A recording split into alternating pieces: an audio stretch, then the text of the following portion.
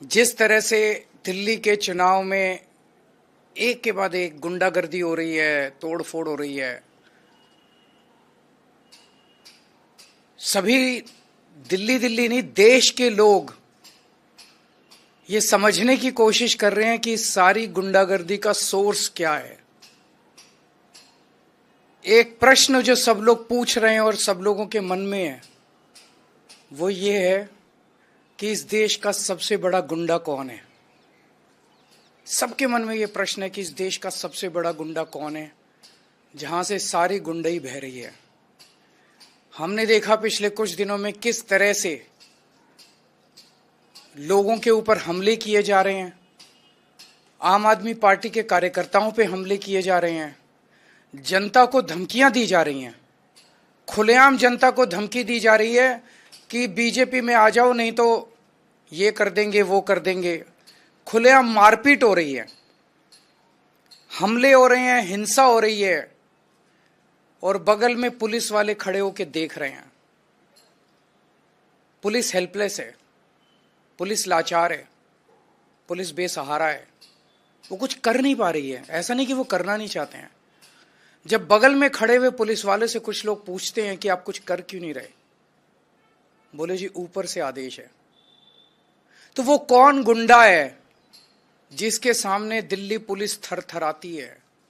वो कौन गुंडा है जिसके सामने दिल्ली पुलिस लाचार है? वो कौन गुंडा है जिससे दिल्ली पुलिस डरती है?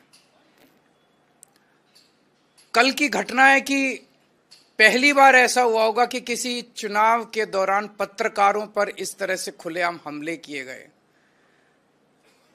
कल दिल्ली के अंदर में ख्याल से 7 पत्रकारों के ऊपर हमले किए गए। एक का सर फोड़ दिया, सारी रात उनको थाने में गिरफ्तार करके रखा। जिन लोगों ने हमला किया उनको भगा दिया गया और जो पत्रकार उसे कवर करने गए थे उन पत्रकारों को गिरफ्तार किया गया। उनके साथ गुंडों ने मारपीट की। ये कोई किसी रिमोट विलेज की घटना नहीं है, ये संसद से 1 किलोमीटर दूरी के ऊपर हुआ, ये सुप्रीम कोर्ट से 1 किलोमीटर की दूरी के ऊपर हुआ, ये इलेक्शन कमीशन से 1 किलोमीटर की दूरी पे हुआ। तो इस देश का वो कौन गुंडा है, वो कौन गुंडों का सरदार है जिसको देश के सारे गुंडे रिपोर्ट करते हैं? जनता पूछ रही है कि वो कौन गुंडा है जिसे किसी संस्था का डर नहीं है, देश की सर्वोच्च संस्थाओं का डर नहीं है उस गुंडे को। इस चुनाव के दौरान महिलाओं के ऊपर हमले हो रहे हैं। इस चुनाव के दौरान महिलाओं को नहीं बख्शा जा रहा, महिला कार्यकर्ता जो डोर टू डोर जा रही हैं उनके ऊपर हमले हो रहे हैं। तो लोग पूछ रहे हैं कि वो कौन गुंडा है जिससे सारे देश के गुंडे ऑर्डर लेते हैं, जिसके आदेश का पालन करते हैं।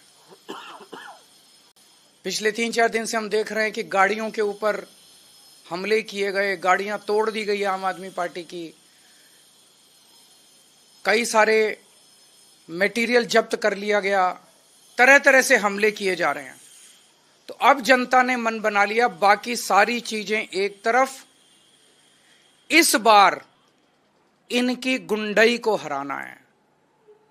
अब ये क्लियर हो गया है कि अगर डबल इंजन की सरकार आ गई है तो डबल इंजन कुचल देगा सब लोगों को, बख्शेगा नहीं। अपने पहियों के नीचे ये डबल इंजन सारी जनता को, गरीबों को, मिडिल क्लास को कुचल देगा ये इंजन। सबसे पहले तो सुरक्षा है ना लोगों की, सबसे पहले तो खैरियत है। अगर अब खुद परिवार ही नहीं बचेंगे, उनके परिवार ही नहीं बचेंगे, उनको इस तरह से डराया जाएगा, फोन कर करके धमकाया जाएगा, तो बाकी सारी चीजें बेमानी हो जाती हैं। तो लोगों ने मन बना लिया है कि अगर चुनाव के पहले इन लोगों का ये हाल है, जब इन्हें हमसे वोट चाहिए, चुनाव के बाद तो ये हम लोगों को कुचल देंगे। दूसरी बात जो सबके सामने आ रही है, हमारे देश के स्वतंत्रता सेनानियों ने बड़ी बड़ी कुर्बानियां देके देश को आजाद कराया। कई लोग फांसी चढ़ गए। वो इसलिए फांसी चढ़े थे कि देश में जनतंत्र होगा, देश में चुनाव कराए जाएंगे, चुनाव में जनता वोट डालेगी और वोट डाल के अपनी सरकार चुनेगी। लोगों ने इसलिए कुर्बानियां दी थी कि चुनाव निष्पक्ष होंगे, स्वतंत्र होंगे। लेकिन आज जिस तरह से चुनाव आयोग ने भारतीय जनता पार्टी के सामने हथियार डाल दिए हैं, चुनाव आयोग ऐसे लगता है जैसे एग्जिस्ट ही नहीं करता। ये एक बहुत बड़ा प्रश्न खड़ा कर रहा है।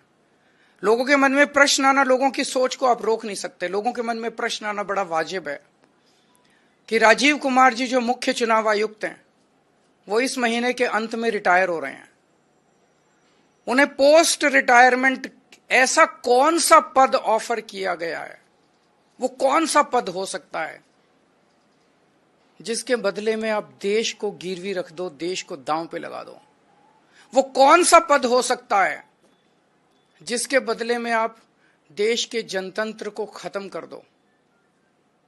गवर्नर का पद, राष्ट्रपति का पद, कौन सा पद हो सकता है वो जिसके बदले में आप पूरे देश को, जिसके लिए स्वतंत्रता सेनानियों ने बड़ी बड़ी कुर्बानियां दी, उस जनतंत्र को अगर आप दांव पे लगा दो? मैं नहीं समझता, मेरी नजर में ऐसा कोई पद नहीं है। मेरी हाथ जोड़ के राजीव कुमार जी से विनती है, आप अपनी ड्यूटी कीजिए, पद की लालसा छोड़ दीजिए, पद का लालच छोड़ दीजिए। 3-4 साल और नौकरी कर लेंगे। आपने तो इतने 40-45 साल नौकरी कर ली, इस देश ने आपको बहुत कुछ दिया है। अब अपने कैरियर के अंत में एक पद के लिए देश को गिरवी मत रखिए, देश के जनतंत्र को खत्म मत कीजिए। नमस्कार।